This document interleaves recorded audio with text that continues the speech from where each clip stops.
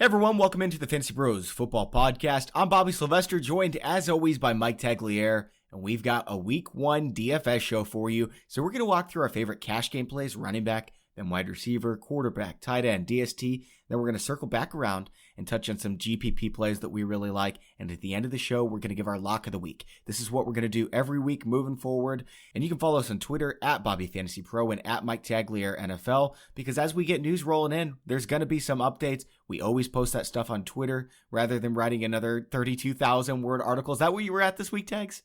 It was something like that. I don't remember the final word count, but I do want to extend a thank you to everybody who shared it, on social media. Like it was the feedback on the article has been wonderful. And if you guys haven't checked it out, the primer went out yesterday, and that's an article I'll do every week. It's a paragraph on every player from every game, and I know I said it last show, but I'm psyched about it, man. I love doing it. It does take a lot of time, but just seeing you guys appreciate it, retweet it, and all that stuff, and sharing it, Facebook, whatever. Some people actually made a Twitter account to tell me thank you. That's awesome, dude. That stuff means the world, so thank you guys. Well, you know what, Tags? This thing is really popular, but you have not got enough love for it because it is that good. I'm not joking, guys. I'm not saying this because we're trying to promote it. We didn't talk about this before the show or anything like that. It's just that good of an article, Tags. I love your work. I loved your work before we went out and hired you to Fantasy Pros, and that's why we got you, man. Everybody loves you, dude.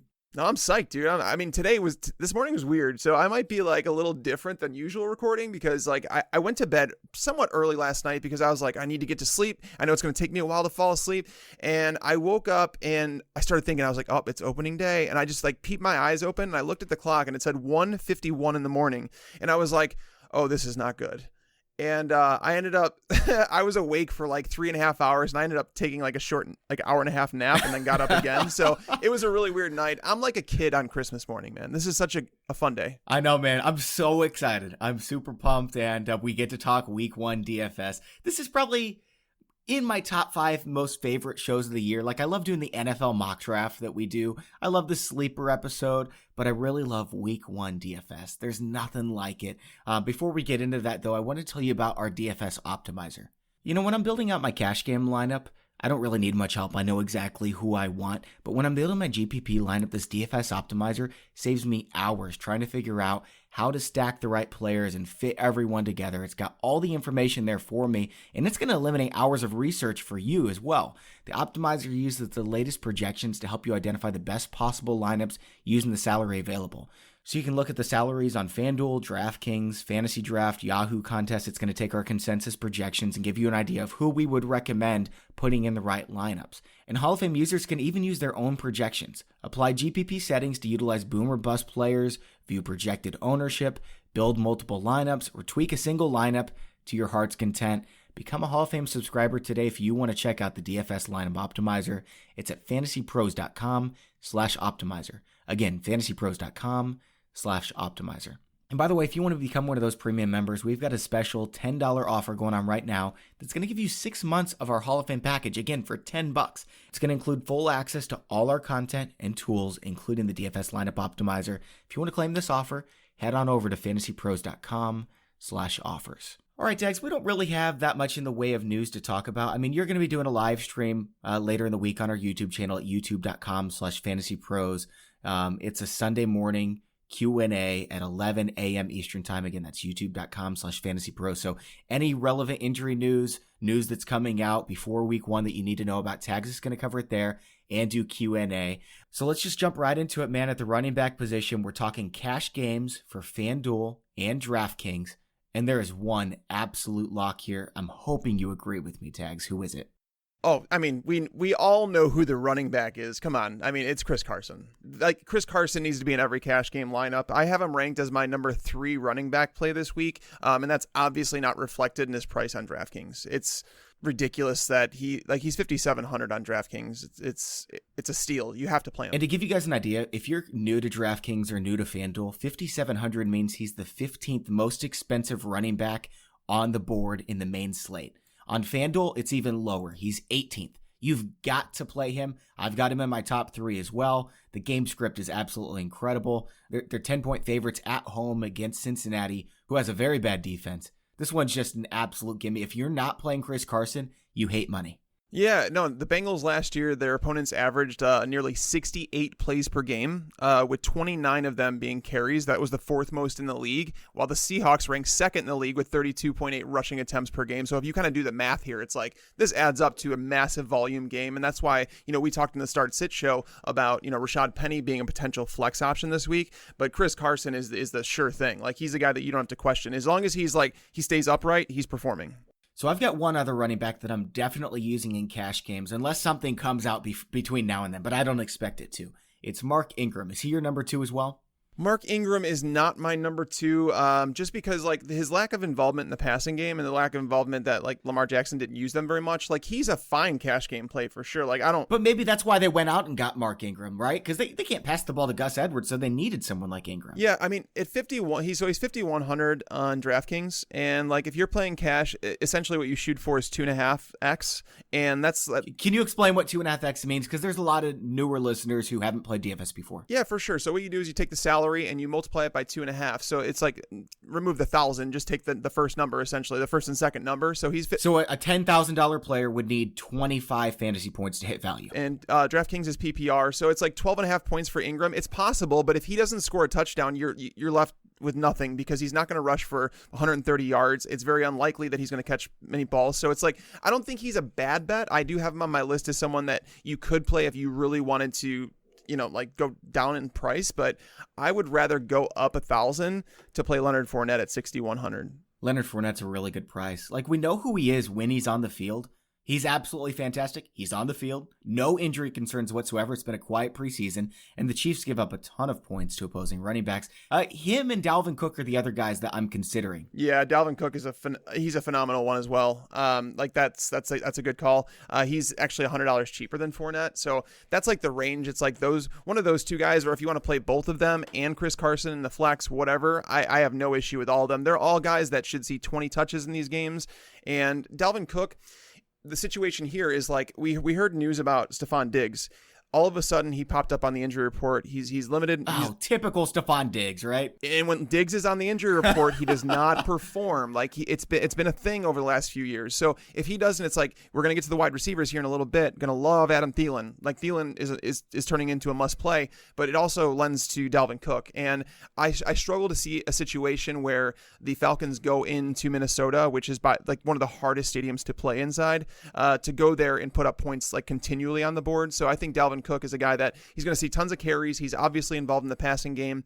Dalvin Cook is right behind Leonard Fournette in my rankings. So it's if you wanted to play either or, I have no issue with either of them. In the top end wide receivers this week, and even tight ends, you could argue, obviously we're not playing, we'll talk about it later, but we're not playing Travis Kelce.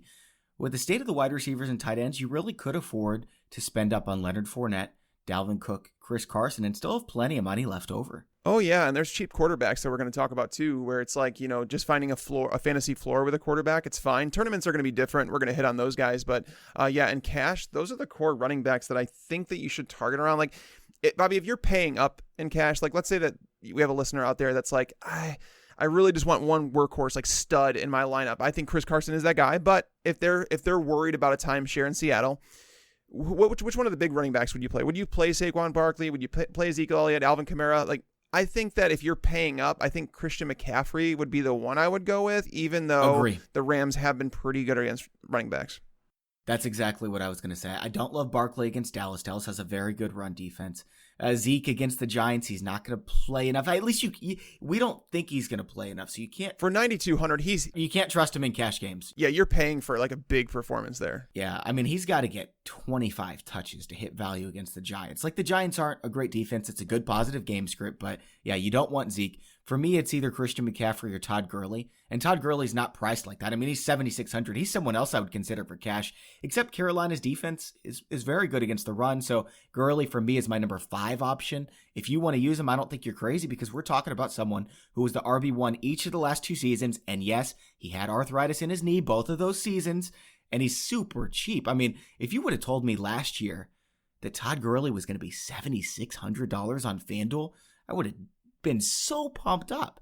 I don't know if there's a big difference. I mean, he might get fewer touches. They brought these guys in for a reason, but he's healthy right now. I think Gurley is a good tournament play. I won't play him in cash because I do want to see the usage. I want to see what happens with Malcolm Brown. I want to see what happens with Darrell Henderson if it's kind of like a Mark Ingram, Alvin Kamara situation, which some people have noted. I don't necessarily believe that, but there's just too much uncertainty for me to play him in cash. He is the fourth most expensive running back on DraftKings, so you're actually paying up for him to get him in your lineup, and you just don't need to do it this week is all. And the reason I like him in tournaments, though, is because his ownership will be lower than it ever has been because people are worried about Todd Gurley. That's the reason that he was falling into the second or third round of your fantasy draft, which is, it is what it is. But you want to take advantage of that when there's uncertainty about a player, when you know that there's upside. So Todd Gurley is someone that's probably going to be lesser owned than someone like David Johnson or Le'Veon Bell, but I would take Gurley in a tournament lineup over those guys.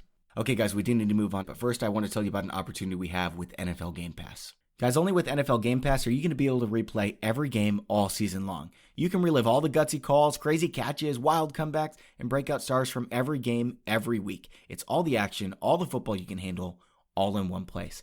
I'll tell you what, I'm most excited to watch Jalen Ramsey shadow Tyreek Hill this week. It is going to be fantastic. Those two are both amazing. And with NFL Game Pass, I can replay every single play from that game, either by replaying the full broadcast version or the entire game in only 45 minutes with condensed games. If you haven't watched a condensed game yet, you're going to have to try it out. It's every play from the game back to back to back, so you can replay an entire NFL game in a fraction of the time it normally takes.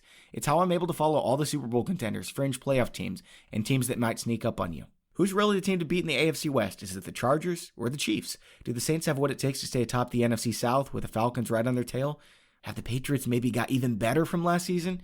To see all the action this season and stay on top of all the big storylines, you need NFL Game Pass. And best of all, you can kick off the 2019 NFL season with a 7-day free trial of NFL Game Pass by signing up now at NFL.com/fantasypros. I just want to talk about 3 guys that you may consider playing just because they're good, solid prices, but don't do it. David Johnson against Detroit. Detroit has one of the best run defenses in the NFL. It's a negative game script. And when we say negative game script, that means they'll be playing from behind. It does not help David Johnson's upside because he's not going to get as many carries. Yeah, he'll be involved in the passing game. He's kind of game script proof, but it's a negative game script for a running back. Le'Veon Bell going against Buffalo. Buffalo also has a really good defense. The over-under in this game is 40.5. Don't play Le'Veon Bell. And then the final one, Joe Mixon against Seattle. Just never play running back when they're 9-point dogs ever. Yeah, on the road too. That's a difficult thing. Like he's someone that like I'm kind of I don't want to say I'm open to in tournaments because like remember when I mentioned that uncertainty, nobody knows what to expect from Zac Taylor's offense, and that's like one of the things that they have going for them. Like Cincinnati this week against that Seattle team. Seattle's defense wasn't known to be great. I know they've added Jadeveon Clowney there and stuff like that, but they've lost. Mixon is like it wouldn't surprise me if we're like watching that Seattle game and it's like, yep, Cincinnati's getting blown out, but Joe Mixon gets 2 garbage touchdowns. Like basically they're down, 3 touchdowns and he scores like late in the game. I could see that happening. So if you have uncertainty in a player and you know that he's like got high potential, I think Mixon is a guy in tournaments that you could also look at, but in cash, absolutely not.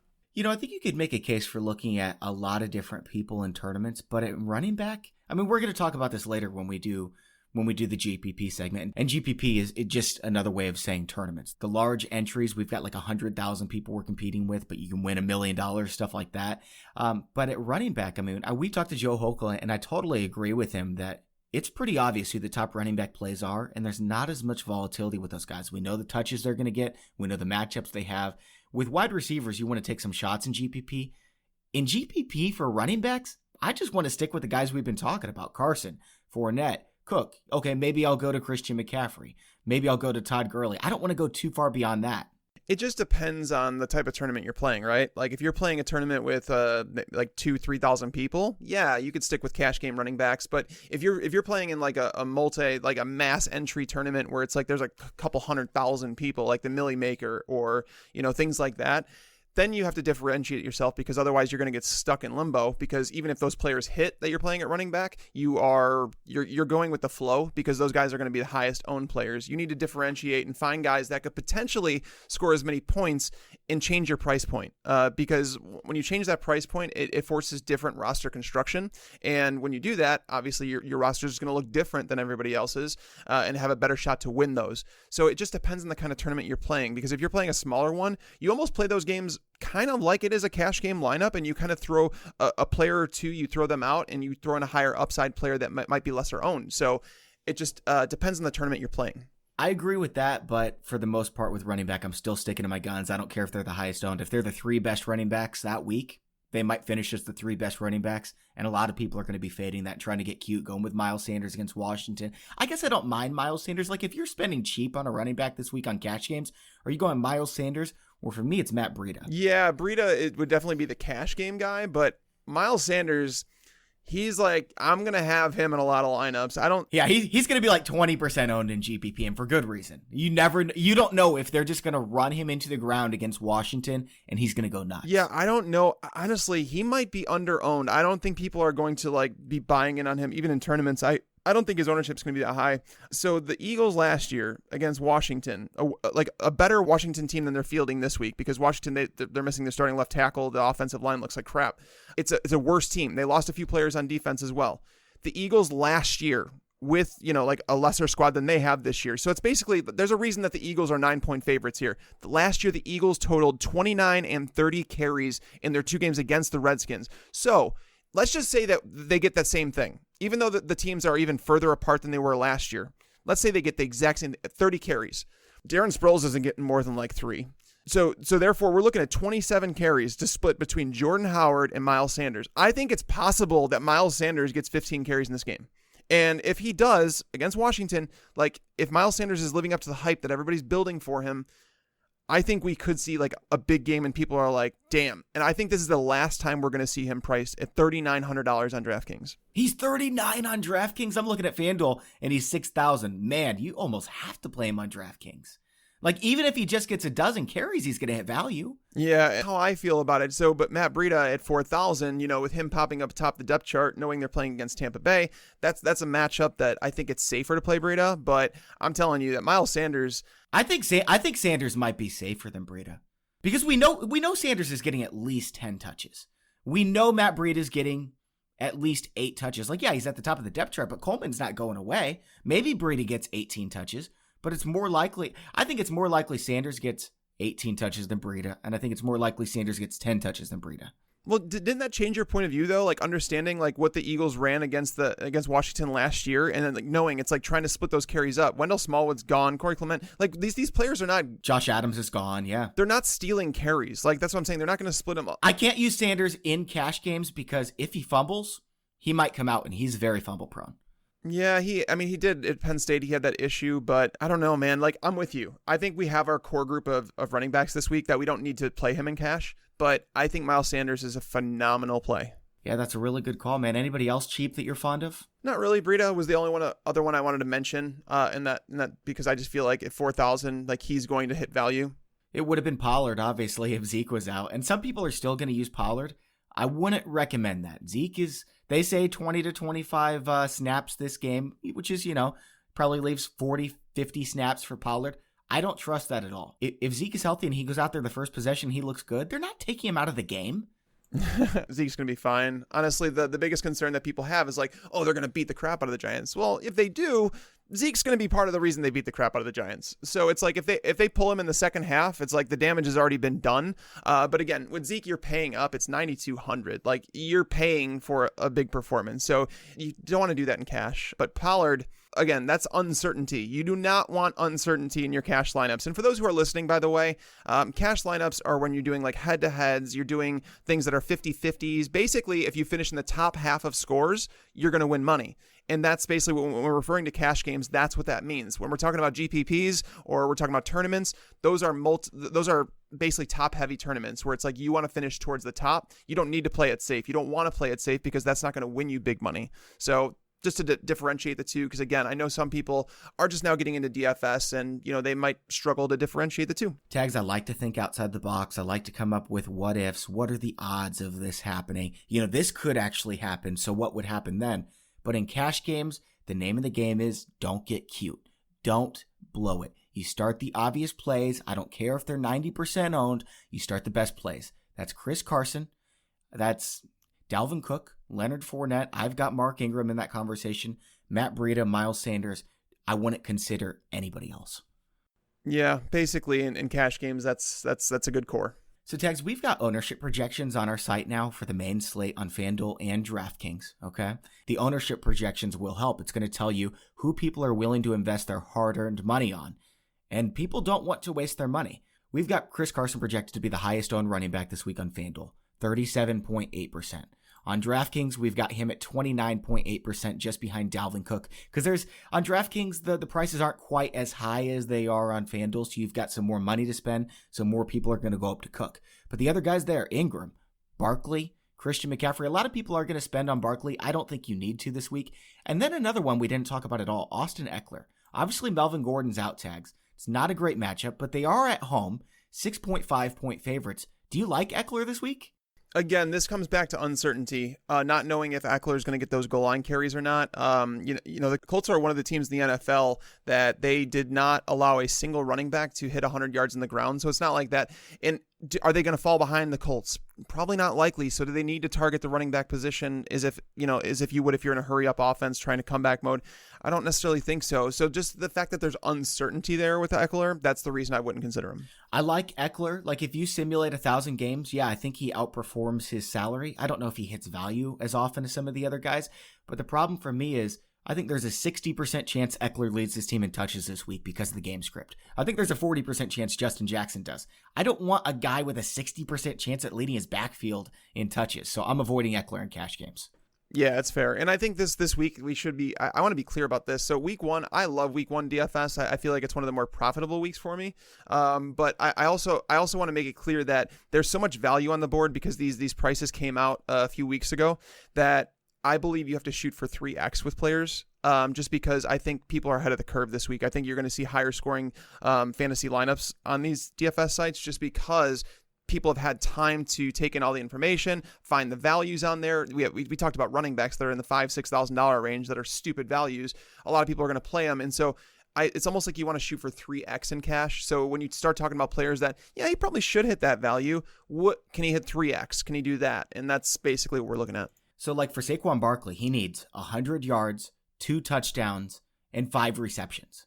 I don't know if that's going to happen. That does not seem safe at all. Like the odds of that happening against Dallas, maybe 20%. You don't want that in your cash game lineup. I get it. He's probably the best running back in fantasy football with Alvin Kamara not playing on the main slate, but there's better values.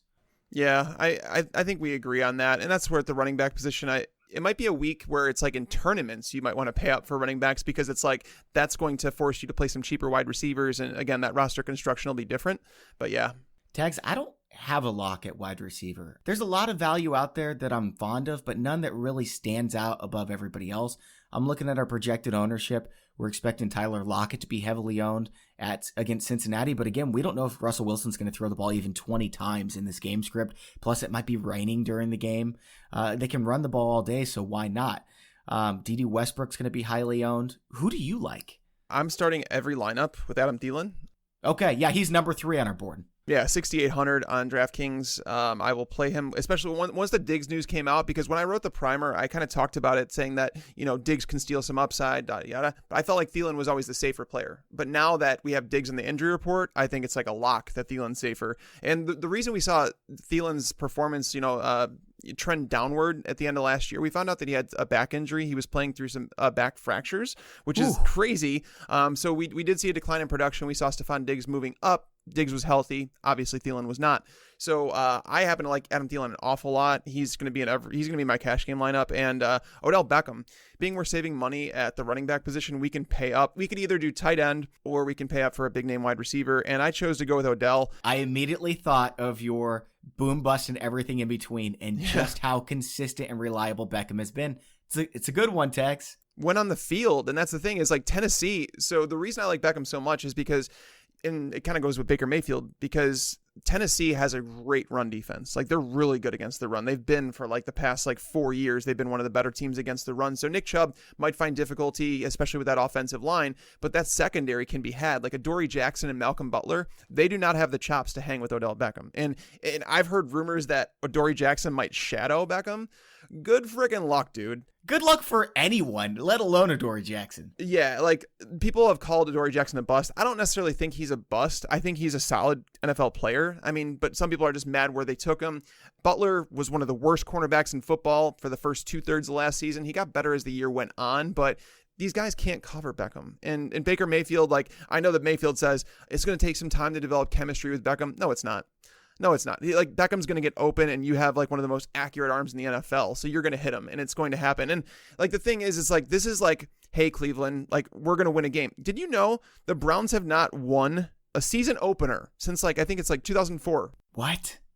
Oh, that is sad, man. Yeah, so I think this is like a, hey Cleveland, this is our team. This is why we went out and got Odell Beckham, and I think, like I said, it's just like a massive week for Odell Beckham, considering the matchup and everything that goes into place. Now, there might be a little bit more risk than I usually would take in cash, but looking at the wide receiver position up top, I mean, Julio Jones against Minnesota. Tyreek Hill is matched up with Jalen Ramsey. I like Keenan Allen, but... By the way, Jalen Ramsey called Tyreek Hill a special teams player. He did that. Yeah, he did last year. I can't wait to watch that. There's nothing I'm looking forward to more this week than watching Jalen Ramsey against Tyreek Hill. It's just... watching him play, it's my favorite thing in all of sports.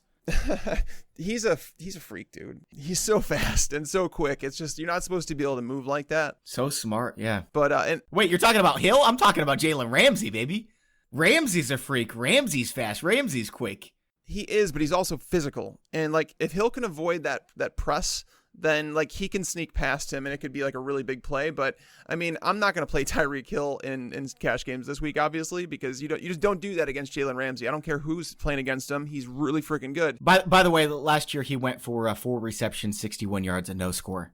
Yep. Patrick Mahomes didn't throw a touchdown against Jacksonville last year. We'll get to that in a moment. But yeah, Beckham is there for me. And I think another one that a guy that I have been like almost, I don't want to say actively not drafting. I wasn't like a huge fan, but Tyler Boyd is someone that should probably be in lineups this week. I mean, Seattle, so the cornerback that they were going to be starting in the slot this year, he actually suffered a like potentially career-ending injury to his neck.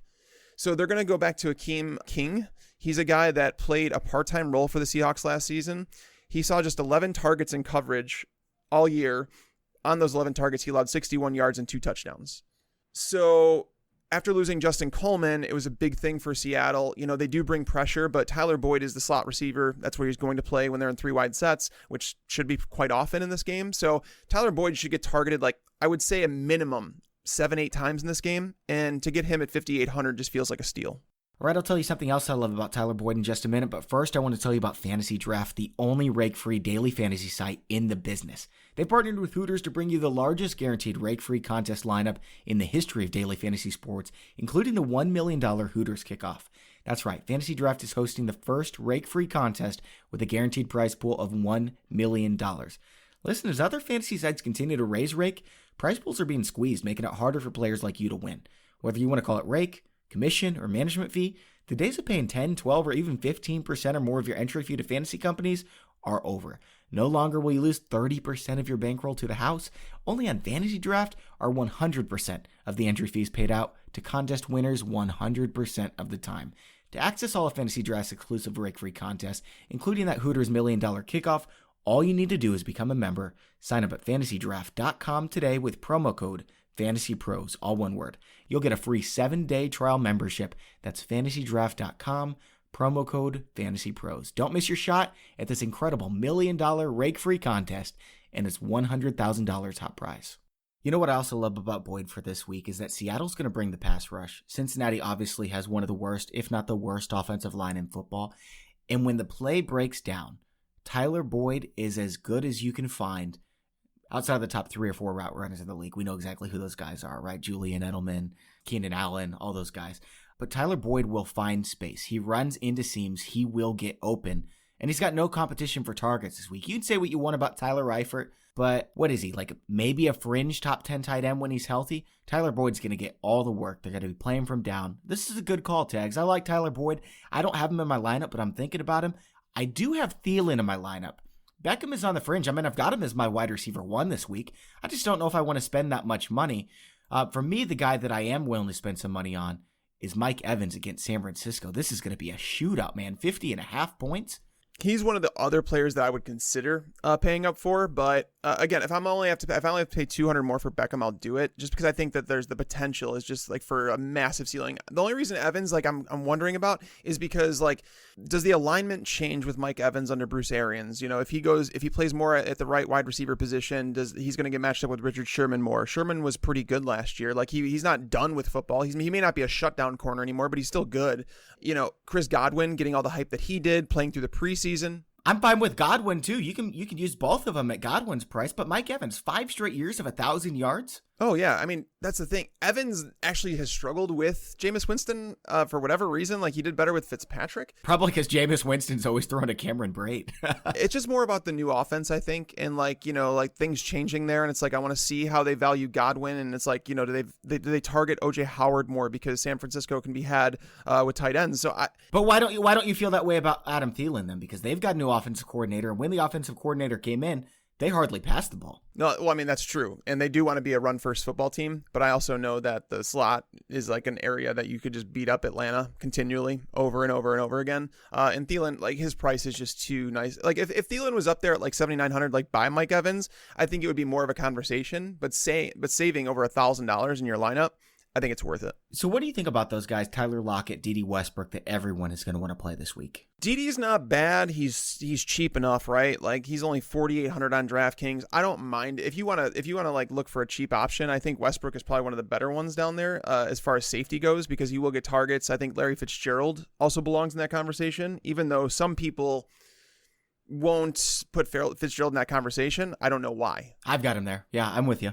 Yeah, like he's one of the players that we know like is going to be in the lineup. Again, it's like that San Francisco thing where it's like Marquise Goodwin, people like him as a sleeper this week because he's the only one that we know is starting, right? I think Donte Pettis does, but we know Larry Fitzgerald's going to be out there. Christian Kirk wasn't out there with the first team offense all the time. Andy Isabella played into the fourth quarter. Michael Crabtree signed 2 weeks ago. They cut Kevin White. Like, we hear good things about Keyshawn Johnson, but this is a guy that he's a rookie. Larry Fitzgerald is going to play. And he's going to get targeted if Kyler Murray knows what he's doing, and I surely hope he does. So Larry Fitzgerald at 4,900, I would lean Fitzgerald over Dede Westbrook, but I understand why people would go Dede if they really like him. It's just they're basically the same price. So I have Fitzgerald higher in my rankings, which is why I would go there. You could make a case for using either of these guys. I understand it. I'm not going to. Who else are you using, Tags?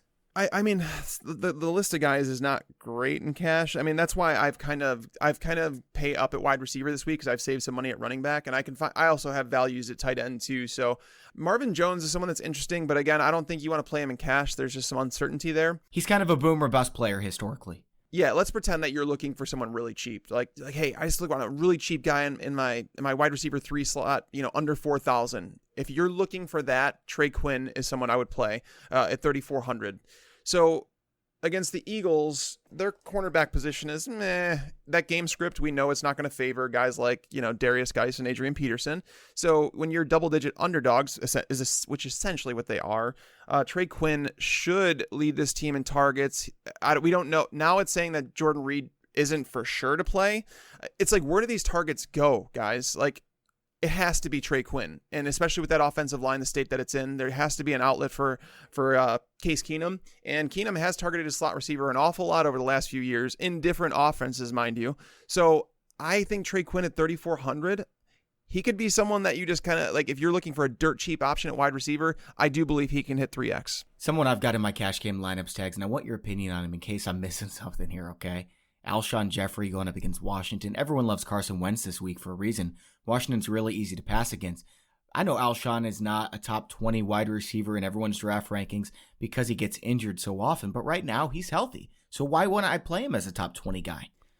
For me, it's his price. The game script can go south where the Eagles throw the ball 25 times, and that would obviously be a detriment to Alshon. It's just the game script worries me a little bit about that one. Like, it's very possible that he, goes for 60 yards and a touchdown. Josh Norman wasn't very good last year. He actually had a lot more touchdowns in his coverage than any other cornerback in the league. So he wasn't very good. I mean, it's not to say that Josh Norman's bad at football or anything like that, because I still think he can play, and that's who Jeffrey's going to see the majority of the time. It's just guys around him. You have Cooper Kupp, Tyler Lockett, Chris Godwin. Those are guys in his price range that I would much rather play. So if you're going cheap, Dede Westbrook is one option we've talked about. What do you think about Curtis Samuel, who's going to be very heavily used on DraftKings at 4,200? And do you have any other cheap plays that you're fond of? Tournament only for Samuel. I have him on my list. But I would not play him in cash. There's just question marks on how that offense is going to work. But yeah, Trey Quinn is my cheap option. I mean, Jamison Crowder at 4,100 is probably not a bad play either, but I don't want to do that. You stole my thunder, man. I'm using Jamison Crowder. Bring it on this week. I can't do it. I don't think he's a bad play. I'm not excited when I play him. When you get down into this range, it's very unlikely you're going to be excited to play anybody. But I think that Trey Quinn has just a similar opportunity this week, and he's $700 cheaper. The only other guy that I would consider here is Marquise Goodwin for cheap. He's 4,000 on DraftKings going up against Tampa Bay. We know that he's playing. We know Jimmy G loves him. But for me, it's kind of like a Marvin Jones situation. I love the upside. If I simulate the game 1,000 times, I love his average production. I think he hits value in that average.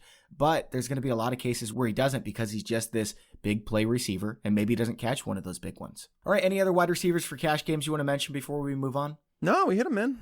Okay, let's do it. Quarterback position, you talked about some value that you like here. Who are your guys? There's a few guys, and this is going to be like the tricky part of my lineups for me because like I'm struggling. Kyler Murray makes all the sense at 5,600 against Detroit, but the issue is that Detroit was really good at containing mobile quarterbacks last year. They played some of the best rushers in all of football. Like they played against Russell Wilson. They played against Mitch Trubisky. They played against Josh Allen. I remember everybody was playing Josh Allen that week. Right. I remember you talking about this. And I told people, I said, well, I get it. It makes sense. But there was only one quarterback all year who rushed for more than 20 yards against them. And it wasn't any of those guys. They played against Dak Prescott, Cam Newton too. So that's my concern. The reason that you want to like him is because there's a whole lot of, a mystery surrounding Cliff Kingsbury's offense and what he's going to do in Arizona. He's great for GPP, but you can't use him in cash, in my opinion. At 56, it's tough to pass him up just because he's so cheap. It's like, if we're looking for 3X, it's like, can he score 16 points? Yeah. That should be relatively easy for a competent quarterback against Detroit. But if you want to look a little bit lower, I think that Kirk Cousins makes sense at 5,500, though, the whole thing with Stefon Diggs takes a little air out of those sails. I was going Cousins until the Stefon Diggs thing, so I'm off Cousins at this point. I mean, how can you not use Jacoby Brissett? $4,400? I mean, all he needs to hit value. We're talking about 13 points, man. He's going to get that. I don't want to do it. Not against the Chargers. I can't do it. Is he or is he not going to hit 13 points? He probably will. I mean, he probably will. It feels boring, but like winning cash is not boring. It's not boring. It's definitely not. And I know there's a lot of people that are probably going to play him, but I don't think that he's as mobile as people think. Like, I think he might rush for 20 or 30 yards. But I struggle to find him throwing a touchdown this week. Like LA they're a solid defense, even without Derwin James. So he's got some playmakers on his team, though. I mean, let's not forget that. And the Colts did just sign him for $15 million a year. They've got some confidence in him, man. Oh, the Colts. It's so tough, man. Like, there's quarterback for me is like the toughest one to figure out because, again, Kyler, I think you make some sense in terms of like not wanting to trust him just yet, but his price is so appealing that it's like, I don't know. I know a lot of people are going to play Josh Allen. I'm not one of them. Jimmy Garoppolo at 58, but he hasn't looked great throughout the preseason. I don't think you can play Josh Allen or Garoppolo in cash games. Let's just push that aside for now. What about Lamar Jackson at 6K? He's fine. Yeah, I mean, you can use, especially against Miami, you can use Lamar Jackson at 6K on DraftKings. I don't love his price on FanDuel because he's only $100 cheaper than my guy, Jameis Winston. But on DraftKings, yeah, Lamar Jackson is probably my go-to right now, even over Jacoby Brissett. I'm thinking about him because he's at 6,000. He's just a little bit more expensive, and I think we know what we'll get. Miami, that front seven is not very good, but that's another one. It's like game script. It's like, does Lamar Jackson need to run the ball a whole lot in that game? Probably not. They'll probably hand it off to the running backs, and that's the reason that you like Mark Ingram as much as you do. So then you start getting into the questions like, okay, can I cut salary somewhere else to pay up? And if you're going to pay up, who are you going to play, Bobby? Well, I'm playing Jameis Winston. A lot of people are on DraftKings, at least, are going to be playing Carson Wentz. He's predicted for the third most fantasy points. That's our consensus projections where we draw projections from various sites. But he's the 13th most expensive quarterback on DraftKings. It's not a bad price for him. But again, it's like you talked about with Alshon Jeffrey. Like, are they going to pass the ball 30 times? Maybe. Right. Do they need to? And I think that's the question I have. But I mean, their predicted score is 28 points. It is. It's massive. They're going to do something in the first half, and it's likely going to be through the air. And then, sure, maybe they slow it down, but I think he's safe. Yeah, he actually probably is a good one. Like, looking at it and thinking about it, that's what I'm saying. The quarterback position is one I'm going to be up in the air on for a little bit, I think. Even going up to Baker at 64 or Jameis, as you mentioned, 6,600, I think those guys are in consideration for me. One player I will recommend everyone stay away from is Patrick Mahomes. At 7,200, like, I mean, he can hit value for sure, but that's like, you're assuming things. You're saying that the Jags defense is, worse than they were last year. When they gave up 0 touchdowns to Patrick Mahomes, by the way. They actually held them in check. So maybe like... And that was in Kansas City, wasn't it? This one's in Jacksonville. I believe it was in Kansas City. I'm not positive on that, but I think it was. But yeah, he would be one guy that if you want to play him, it's strictly tournaments, but I wouldn't even play him there. Hey, by the way, I wanted to mention, since I like Jameis Winston, I don't like him on DraftKings. He's $900 more expensive than Carson Wentz, and I've got him ranked lower than Carson Wentz this week. But on FanDuel, he's a little bit cheaper, so I like Jameis Winston. But you know what? The more I'm thinking about it, and this is why we talk about this, Tags, is because Jameis Winston hasn't really been the safest cash game play, even in good matchups, because he can just melt down, as we've seen before. Now, it is a good matchup against San Francisco. They're implied for 26 points, going to be a high-scoring game, but Carson Wentz just might be safer. I don't know. He might be. For cash games, it might be safer. That offensive line in Tampa, the concern you have is that San Francisco's pass rush got a whole lot better with Bosa and D Ford. That pass rush is going to get to Jameis. It's just a question of, can they get the ball out quickly? Have the game plan well enough? I'm sure Arians has.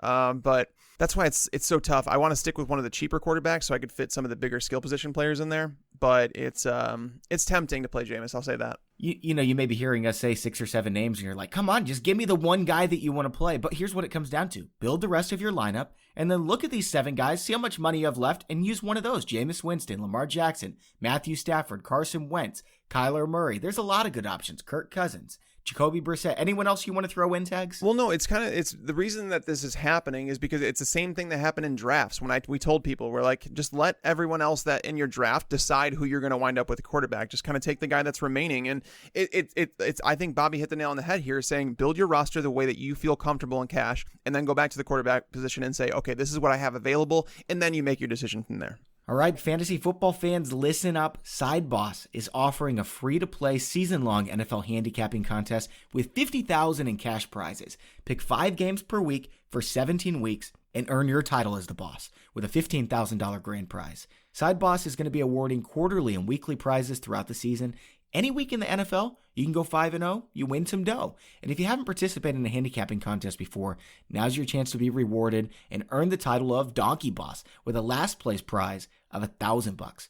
In addition to our free-to-play pick'em contest, SideBoss is also offering pay-to-play games throughout the season. Go to sideboss.com, click to play the 2019 Pro Football Pick'em contest, and enter promo code FantasyPros upon signup. That's sideboss.com, promo code FantasyPros.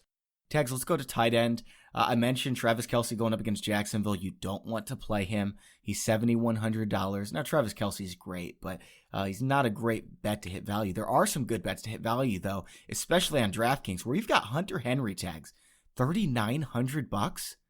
Yeah, he's one of the plays that I definitely think you should consider, especially with Melvin Gordon not playing in this game. Now, we actually know that now. Melvin Gordon's not going to play in week 1, so Hunter Henry's definitely interesting. I mean, he's not the one that I think I'm going to go with. I think I'm going to go with Evan Engram at 4,800.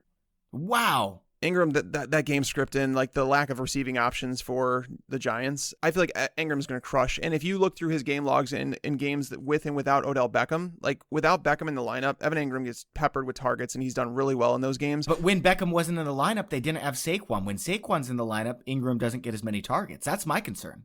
And he's not especially efficient. Like, if you compare his efficiency to Hunter Henry or O.J. Howard, it is not even close. Evan Engram has not been efficient at all. Right, but I don't have concerns about the target share for Engram this week. Whereas like Henry, we talked about the Chargers and they're a team that's at home. They're favorites in that game against Jacoby Brissett. And we don't know who he is coming off the injury either. But $3,900 for the number 6 tight end? I'm not going to say he's a bad play. And if you need to save $900, that's where you go. Engram is $900 more expensive. And I just feel really I feel like the floor is what I'm searching for with him. And I love it. However, there is another option if you want to go cheaper and you need to save $1,300. Mark Andrews? Delanie Walker. Oh, Delanie Walker's a good one, too. I thought you were going to say Andrews or Will Dissly. All three of those are good options. I mean, this is the type of week in DraftKings where there's such good values at tight end, you could legitimately use your flex for a tight end and then just stack it running back wide receiver. It kind of makes sense. Like if you wanted to play someone like Ingram and Hunter Henry, you could do that. And it's like Henry for $3,900. If you go look at the wide receivers that you get for $3,900, they don't have the touchdown upside that Hunter Henry does. Based on Hunter Henry's projected points in our consensus, he would be the wide receiver 20 this week. The wide receiver 20 this week in terms of cost is $5,500. You're saving $1,600 by playing Hunter Henry. It makes sense. I mean, I wouldn't do it in cash, but in tournament lineups, I think people have done that where they've won tournaments with playing multiple tight ends. It's rare. It is rare. But it's definitely doable. If you're paying up, let's say someone's like, I've saved so much money. I have so much value at wide receiver. I want to pay up at tight end. Which of the big 3 tight ends, or maybe even big 4 tight ends are you paying up for? Oh, the big 4. I guess you'd put Howard in there. Yeah, I put Howard in there just because it's like he's the 4th most expensive. His matchup is a little bit tougher. I'm going to go with Zach Ertz. Me too. It's Zach Ertz for me. Just ahead of Kittle, but it's Ertz. Yeah, the reason I'm saying Ertz is because this is an important part. So safeties often cover tight ends. That's usually how it works. You'll get linebackers. Sometimes you'll have a cornerback, but most of the time you'll get safeties that match up with them. The new safety duo, there's a brand, and that's another thing. So new safety duos that are working together, these are guys that basically they might struggle with communication to start where, they don't know each other very well. It's like it takes a while to develop that chemistry. So when you see some of the best safety duos in the league, usually it's guys that have been together for a while. They have 2 new safeties in Washington. It's Landon Collins and Monte Nicholson. All right, so people are going to look and see the Redskins, they were 6th against defending tight ends last year. That was with DJ Swearinger. Swearinger was one of the better safeties at covering tight ends.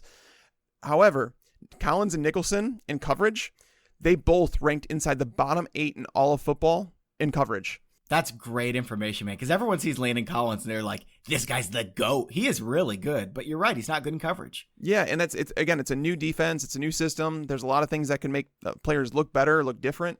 And replacing 2 new safeties is tough to do. They've also lost a couple linebackers. So I do think that Zach Ertz, if you want to pay up, I don't think you need to this week, but if you wanted to, I think Ertz would be my pick. So we've primarily been talking about tight end salaries on DraftKings, but over on FanDuel, it's a lot closer. Like Hunter Henry, $6,100. I think I'd pay down and go $4,000 for Will Dissly, even in a cash game. I can't do Dissly in cash, but because this week we have just too much value around that I don't need to go down that low. Not so much on FanDuel though. Like where's the value you're finding on FanDuel? You gonna pay $7,100 for Zach Ertz? You gonna pay $5,400 for Delanie Walker? That's more expensive than I would hope. Right. But so FanDuel is a little different though, where it's like a lot of times you'll find you can get more players in there. I feel like DraftKings has always been more strategic, where it's like you have to play a couple guys that you're not like entirely sure about. Where FanDuel you can find some better value sometimes, but week 1 is different. I think you could find value on both sides to where you don't really have to pay down a tight end. Yeah, I don't know if I want to do Dissly for cash games. This is one position like quarterback where I just can't make up my mind because there's not any great values. Like quarterback, there's a ton of great values. Tight end on FanDuel, there's not many great values. So it's just kind of which mediocre one do I want to trust? Mm-hmm. Yeah, it's tough, man. Hey, by the way, I just want to remind you guys, Tags is going to be doing his Q&A Sunday morning at 11 a.m. Eastern time at youtube.com/fantasypros. If you don't mind, go ahead and subscribe to that channel. We're kind of new on YouTube, so we're trying to grow our channel. And then you'll get notifications when Tags or I are doing our live streams. And Tags and I do a live stream together talking about waiver wire on Tuesdays as well. All right, Tags, DST, who are you rolling with? Are you just going as cheap as you can this week? I don't know. Again, this is a week where there's just so much value on the slate. There's so many different ways to build your roster, and I think that's why it's always been like a good week for me in terms of week 1, because usually there is a lot of value and I'm a value player and I'm a better cash game player. I've always admitted that because I'm just like all about like the odds and I play the odds and sometimes I'm not enough of a risk taker. So on defense this week, it's really tough not to play the Ravens at 3,800. I mean, you're paying for them for sure, but I mean, this Dolphins team is tanking. Like, it's the definition of tanking, right? They have DGAF, Ryan Fitzpatrick at quarterback. The Ravens have the best cornerback trio in all of football, and they just lost their starting left tackle. Like, the left tackle for Ryan Fitzpatrick is the guy that allowed, I think it was 14 sacks by himself last year with Deshaun Watson. Deshaun Watson's a very mobile quarterback, guys. Holy so when cow. you allow 14 sacks in your own, like, it's ridiculous. So hey, Tags, can you clarify what DGAF means? do not give a yeah, that's when I wasn't expecting you to actually say anything, man. I was just trying to put you on the spot, but you don't care. You're apparently DGAF. yeah. No, my 2-year-old is a DGAFfer. Jay Cutler was one of those guys. But yeah, Ryan Fitzpatrick is going to be like literally on his back half the game, and it's going to be rough for him. Like, he doesn't have receiving options to throw to. He doesn't have an offensive line, and it's not just the left tackle position. Like, Laramie Tunsil was the only guy on that offensive line that was an above average talent. I think actually they're all now below average. Same kind of thing as quarterback tags. How much money do you have left? That's how much you spend at DST. I've got the Seahawks going up against Cincinnati at home. That's a great play. Philadelphia at home against Washington. 10-point favorites. It's a great play. That's if you want to spend up a little bit. Obviously, Baltimore against Miami is a good play. They're the most expensive on FanDuel. But then here's some other ones that are a little bit cheaper in that mid-range. New York Jets against Buffalo. Buffalo, by the way, is Josh Allen. Cleveland at home against Tennessee. They're pretty heavy favorites. Cleveland has one of the most improved defenses in the NFL. And then I'll also throw out Buffalo against the Jets and Sam Darnold. And my favorite this week, at least the one I've got penciled in right now, is Kansas City against Nick Foles. And I know you guys want to think Nick Foles is the savior of the Jags. I'm a Jags fan. He's a turnover machine. They're going to be playing from behind in this game. And Kansas City did have a top 10 DST last year, and they added some important pieces this offseason. I think they also lost some important pieces to that team. That's true. Yeah, that's true. So I mean, they're in a new scheme there, and it's. I just see that.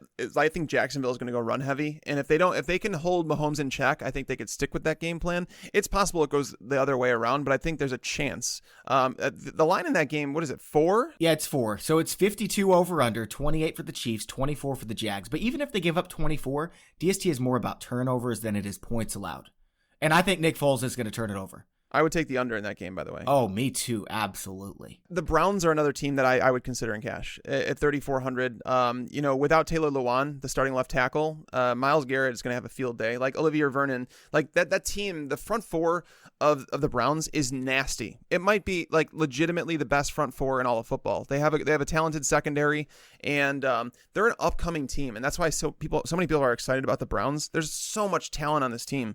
But that front four is going to get after Marcus Mariota, who looked like complete crap in the preseason. It's not to say that, things don't change. They can, but I think the Browns are a good play at home. The Titans have a pretty good offensive line, but not without Taylor Lewan. They're subpar without him. It's not ideal for them. All right, Tags, let's go GPP, and we're always going to do GPP a little bit quicker just because, like I said, you can make a case for any player GPP because all these random guys go off. You never know if Matthew Stafford's going to throw for 5 touchdowns. Now, obviously, I like him a little bit for cash games, so maybe he was a bad example, but what I'm trying to say is random guys go off all the time. We're trying to pick our favorites that we think have higher odds of going off. So just give me one team at DST, and then we'll move on to tight end tags.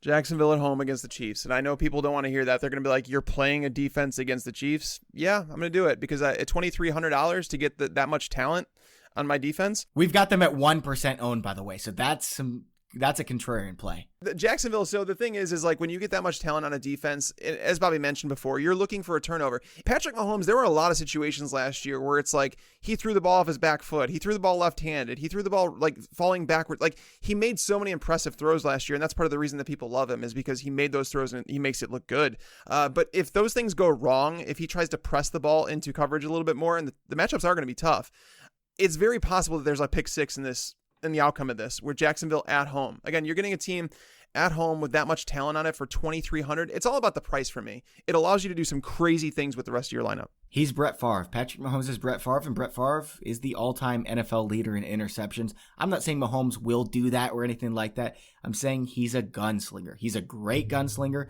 but sometimes he makes mistakes, and it can happen, as we've seen with some great quarterbacks against this Jags secondary. Did you see the commercial with Brett Favre and the Chicago sports guys? I did. That was awesome, man. It was so good. I love Brett Favre, man. It's such a good commercial. If he wasn't on the Packers, Brett Favre would be like your favorite because he's a gem. I actually loved Brett Favre, even when, like, the thing is, I've always been like, I admire talent. Okay, so it has nothing to do with me being a homer or that I'm a Bears fan that I can't like. Aaron Rodgers, most talented quarterback I've ever watched. Brett Favre, he was a gamer, man. I appreciate what that guy brought to the game. All right, here's mine. I got the Tampa Bay Bucs. Horrible defense against Jimmy Garoppolo. Jimmy G looked horrible in the preseason, and if that carries over, yes, even the Bucs defense can take one to the house. As I've said, we've seen random defenses have big weeks. It really comes down to who's the lucky one who gets that pick 6, and it could be the Bucs against Jimmy Garoppolo. So I don't mind them so much, especially for 3,500 on FanDuel. I am not playing the Bucs. I will not do that. All right, but it could work out. All right, tight end. Who do you have for GPP? Honestly, tight end is the one position I don't veer off too much. Like Disley would be one of the guys that I would definitely mention, just because that's the one position that I don't really want to think contrarian about, because like that's the toughest one to, like, even in cash games, it's tough to predict. Like it's one of the most difficult ones to do. So basically you don't change much at tight end between cash and tournament. But if you're looking for like lower owned options, I would say Will Disley is one of them. Or just say it, Tags. Just say it, baby. Oh, see, Gerald Everett? Jeff Swaim and make it rain. Well, a lot of people are going to play Jeff Swaim. I think he's actually going to be higher owned. I think Jeff Swaim's going to be under 1% ownership, and every single person who plays him is going to be someone who has listened to our podcast, and they're all going to win $1 million. I think Swaim's going to be more popular than you think. Do you? Okay, he's off the injury report, by the way. I was waiting for that news. He didn't play as much in the preseason. They were taking it easy because they already had an injury to Josh Oliver. Swaim is going to get some targets against Kansas City, the worst team against tight ends last year. Nice. Yeah, I mean, I want to stick with my cash game ones, but if you're really searching for guys that are like very little owned, I think Disley and Gerald Everett would be the two I would think about. I want to throw some water on Gerald Everett. I understand why you're saying that. Did you see the extension that they gave to Tyler Higbee this morning, Tags? $30 million. That takes a little bit of the sales out of my Gerald Everett love. That doesn't make sense to me. Like, the Higbee was on the roster when they drafted Gerald Everett in the second round. Yeah. I don't know what's happening there. I feel like, are they admitting a mistake? Are they really going to use tight ends that much more? I don't know, man. No idea. All right, man, let's move on over to wide receiver. Why don't you give us 2 GPP plays that you like? Yeah, I mean, we mentioned the one earlier. Curtis Samuel is somebody that I would debate. You know, Marcus Peters and Aqib Talib are good cornerbacks, but they're physical guys, and they want to get their hands on you. Samuel's going to be moved around. He might be tough to hang with. At 4,200, I think Samuel's probably going to wind up to be, I don't know if I can rank him as such because like target share, but I think Samuel might turn out to be the better play than DJ Moore this week, like all around, not just like from a price standpoint, but from like a overall production standpoint. So he would definitely be someone I would consider in tournaments. And I think the other one I'll mention is Donte Pettis. He's too expensive, first off, because these prices were made a couple weeks ago before people thought, you know, like he was the locked-in starter. He was the number one wide receiver there. I still think it's possible that he is that number one receiver. It's just that Kyle Shanahan is being whatever. Against Tampa Bay, that cornerback unit, as I talked about the Ravens being the best, the Bucs is probably the worst. Donte Pettis can beat that team. He did it last year. At 5,400, he's pricey, but I think because of that, he's not going to be much owned at all. And if you get him, like if he goes for 6 catches for 100 yards and a touchdown at 5,400, you're pretty happy. I couldn't agree more. I was going to say Donte Pettis. Instead, I'm going to say someone who's just like Donte Pettis, Christian Kirk. He's lost a lot of steam in the preseason because he wasn't playing as much with the first team. Let's also remember they're trying to keep this offense under wraps. There's a chance that Arizona comes out and they're amazing and Christian Kirk is their number one and he dominates. So I like him quite a bit. Now, I want to mention there's a couple guys who are a lot cheaper, like Albert Wilson. We've talked about them before. Trey Quinn. I don't love them for GPP. You need someone in GPP who has a chance to score 20 points. I don't think that's really Albert Wilson. And someone that I think could do that is Rashard Higgins. He's going up against Tennessee. And as we mentioned, Tennessee has an awesome run defense, not as good against the pass. Baker Mayfield loves Higgins. Higgins is going to play. He's their wide receiver 3. Could definitely see him catching a long touchdown. Somebody else that I wanted to mention before we moved on is Julio Jones. Yeah, he's going up against Xavier Rhodes in Minnesota, so that's going to scare everyone off. But anytime you can get one of the best wide receivers in the game for 1% ownership, I think it's worth taking a chance. Yeah, this is a good pivot off Odell Beckham. If you want to get away from Beckham and you think it's going to take some time with Mayfield and him, I think I would pivot to Rashard Higgins over Jarvis Landry, because Landry might be owned as a PPR guy, but Higgins is someone that's shown chemistry with Baker Mayfield, even dating back to last year. He was someone that I just feel like his skill has been undervalued, and now like Antonio Callaway is like not even on the depth chart. So, and obviously he's suspended to start the year anyway. So you have the number 3 wide receiver. If Baker is going to have a game, and if you want to pivot, again, off of Odell Beckham and get someone that's probably really low owned at really, really cheap, I actually like this one. All right, Tags, let's go GPP for running back. Give me 2 names. We talked about a couple, and I think this might be a week where if you want to like pay up at running back to like just literally give yourself, like it's going to force you to pay down other positions. I think McCaffrey is someone, or Gurley. Those are the guys that I'm not going to play them in cash, but I think if you're doing tournament lineups, you could differentiate your lineups just because you're paying up for those guys. I think a lot of people are going to try and save some money at the running back position this week, and it makes sense, but that's where, going up and paying for those guys is actually the contrarian thing to do this week. Mm-hmm. So, Tags, you mentioned 3x value for cash games. GPP, what do you need? 4.5? Maybe 5x value? It depends on the contest, but yes, you're probably going to need 4. It really does depend on the contest, how many people are in it. Obviously, the more people, the higher it goes. Like, you're going to see scores of like 230, 240 in some of the Millie Maker winning lineups, which is just, it's hard to hit those numbers. You have to hit on every single player. So a guy like Nick Chubb against Tennessee, you might say, well, Nick Chubb's really good. They're going to be favorites. Maybe there's a chance that Nick Chubb is a great GPP play.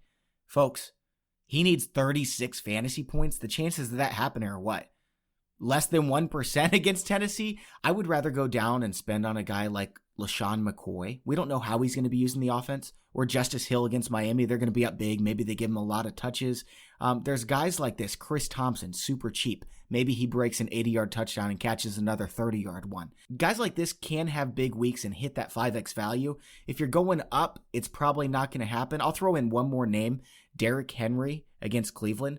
Yeah, they are not favorites in this game. But if Tennessee gets a lead and Derrick Henry gets 25 touches, nobody is going to play him. And if I can get 25 touches out of Derrick Henry, I love it. I'm not expecting it, but I think there's a 5% chance Tennessee has a double-digit lead. I don't think they do that, but I will say this about Derrick Henry. He's a guy that legitimately can break an 80-yard run at any time, and that's rare to say for someone that's like a game script-dependent running back, but Henry has breakaway speed, and the Browns haven't been the greatest against the run. I think they have a better pass rush and cornerbacks than they do run stopping. Like, their linebackers are the weakest point.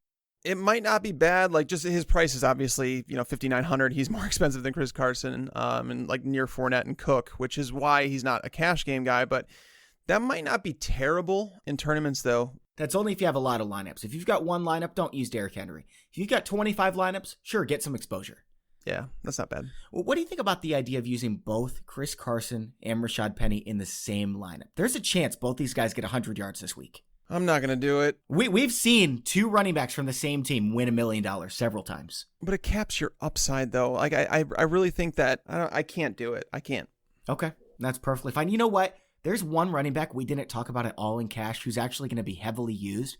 I need your take on Kerryon Johnson. This is for cash games. It makes sense to like play Kerryon Johnson and like him this week, but not knowing how they're going to use CJ Anderson is the spoiler for me. Like, if I knew that they had like a crappy running back as a backup, then yes, I would be playing Kerryon Johnson everywhere. Arizona was the worst team in the league against running backs last year. They allowed, I think it was like 20 rushing touchdowns. But that's the thing. We don't know if Kerryon Johnson's the goal line back there. It's possible that he goes for 120 total yards but doesn't score a touchdown, and that CJ Anderson is kind of like a LeGarrette Blount, and he gets 10 carries and scores 2 touchdowns. That's very possible. And when that's possible, like, I just really need to. This is the week where you don't need to take chances like on someone like Kerryon Johnson, even if it is a good matchup. I just can't do it. In cash, you don't want to take risks, especially when there's so much good value on the board. 100% agree with everything you said. That's why I didn't bring up Kerryon Johnson, but a lot of people are considering playing him, so we did need to talk about him.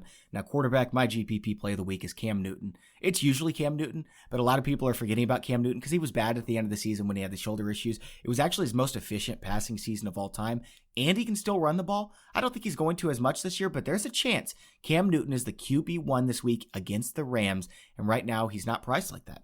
The foot injury with me is what bumps him down, and the reason that I like McCaffrey a little bit more. Oh, I agree. He's not safe, but is there a path with Cam Newton? I think the answer is always yes. There is, but I mean, where he gets his upside though is like from running the football, and if he's not running the ball as much, that literally takes away the upside. Where the game does have a high over like total, which is like okay, but he just so much. I can't be on Cam this week. I understand, and I'm usually one of the and this is why he's going to be low owned is because of what you're saying. So I'm glad you're saying it. No, I would rather play Baker. Baker at 64 in tournaments. Like if you want, and then you could stack Baker with other players. Baker would be one of my favorite tournament plays because, like again, you're paying up. I don't think I can get there in cash with him. But if you were going down, like let's say you wanted to pay down in a tournament, and you're just looking for a guy that you need a guy that. Let's be clear. If the quarterback position, aiming for someone like Brissett and like saying, oh, if he gets 15 points, he gets value. That's not going to work. Like you need to hit at the quarterback position. Brissett's not going to hit 24 points. You need someone who's going to get 30. And 2 years ago, it was Jared Goff. Last year, it was Ryan Fitzpatrick. It has to be someone who could throw the ball 35 times for 4 or 5 touchdowns. Who do you got down in that range that you think could hit that number? All right, you guys ready to cringe? Marcus Mariota. We've seen him be the number 1 fantasy QB for an 8-week stretch of time when he was healthy. Going up against Cleveland, it's not a good matchup. But if the right Marcus Mariota shows up, it could be a big week. I got to him and I was like, this kind of makes sense, with the game script and what I'm talking about. And he can run one into the end zone too. He does. He can run the ball. Like, I don't know how much he's going to run anymore after all these injuries he's suffered. You're going Nick Foles, aren't you? No, I'm not. I can't. A lot of people are. They're going to look at Kansas City and say, well, we've seen Nick Foles throw for 450 yards in the Super Bowl before. Who's he throwing to is the question. Like the upside is like non-existent with him because I don't know who he's throwing to that all of a sudden where he's going to get 4 touchdowns. But like Stafford is someone that could if that game turns into a shootout. He's not going to be low on though because it's such a good matchup. We've got him at 15% owned, number 3 on the board on FanDuel. Wow. I don't know, man. The quarterback is such a tough one for me this week. And it's like one of those things where it's like, again, it really is going to dictate how I build the rest of my lineup. But if price be damned, my favorite options would be Jameis Winston, Baker Mayfield. Those would be my top guys. I'll tell you what, Tags, the listeners are getting some bonus time, but you know what? It's week 1 and you're a DGAF, so let's do this. Yeah, and I've also had very little sleep. So we're going to close out the show by giving you our GPP stack of the week, our cash game stack of the week, and our lock of the week for cash games, a single player. So give me your GPP stack of the week that you love. Baker Mayfield, Odell Beckham. I think a really interesting one is Jimmy G with like Marquise Goodwin and Matt Breida, because Matt Breida can make some noise in the passing game as well. And maybe Jimmy G sneaks in a touchdown pass to him and 2 touchdown passes to Marquise Goodwin. I think that would be a really sneaky one in GPP that I like. For cash games, my stack of the week, this is really weird because usually you go quarterback, wide receiver, right? I'm going Chris Carson and the Seahawks defense. Great correlation. The game theory works with it, right? If the Seahawks defense is playing well, Chris Carson's going to get a lot of carries. That's a good correlation. Yeah, in cash games, I tend not to like really even think about a stack. You do want to do it in tournaments because it's basically like, if you're stacking in a cash game, the issue with that is if one player does bad, it's usually means that other guy's doing bad, and that's the last thing you want because you could afford like one player in your lineup to like be a dud, but you just need everybody else to hit a little bit more than you expected, and that's fine. But that's why I don't really stack in cash games. I will say that the correlation between running back and defense often is a great correlation. If you have conviction in a running back, like pairing him with that defense, like if you wanted to do Mark Ingram and pair him with the Ravens defense, or as you mentioned, Chris Carson, the Seahawks, I have no issue with that. All right, Tags, you can't use the same lock of the week as me, and I'm going first this time. I'll let you go first next week, but I'm taking Chris Carson. So everyone wants to hear who your second lock of the week is. Well, it would have been Chris Carson for me, but the other lock will be Adam Thielen for me. I will play Adam Thielen in every cash game lineup. In tournaments, I have to differentiate a bit, but if I can't say Chris Carson, I'm going to go Thielen. All right, Tags, that's all for today's show. Good luck this week, buddy. Good luck, dude. This is like literally one of the best days of the year. This is like Christmas for me. Like my son is going to love Christmas because he gets gifts. This is my gift. This is the gift of us fantasy football nerds. So excited. And here's the thing. Like, if you are losing money on Sunday, just appreciate that you're not spending that much money to entertain yourself. Just appreciate that you're not spending that much money to entertain yourself. Like, hopefully you win money, but if you lose, don't get down. Just enjoy that you're having fun watching football, and then it's so much more exciting. Absolutely. All right, and I want to say thanks to the sponsors of today's show, SideBoss, where you can go to sideboss.com, click to play the 2019 Pro Football Pick'em Contest, and enter promo code FantasyPros upon signup. That's sideboss.com, promo code FantasyPros. And thanks also to Fantasy Draft, the only rake-free daily fantasy site in the business. Don't miss your shot at this incredible $1 million rake-free contest and its $100,000 top prize. Sign up today at fantasydraft.com with promo code FANTASYPROS and you'll get your free 7-day trial membership. And thanks also to NFL Game Pass, you can get yourself a 7-day free trial of NFL Game Pass at NFL.com/fantasypros. For Mike Tagliere, I'm Bobby Sylvester. Thanks for listening and enjoy your football.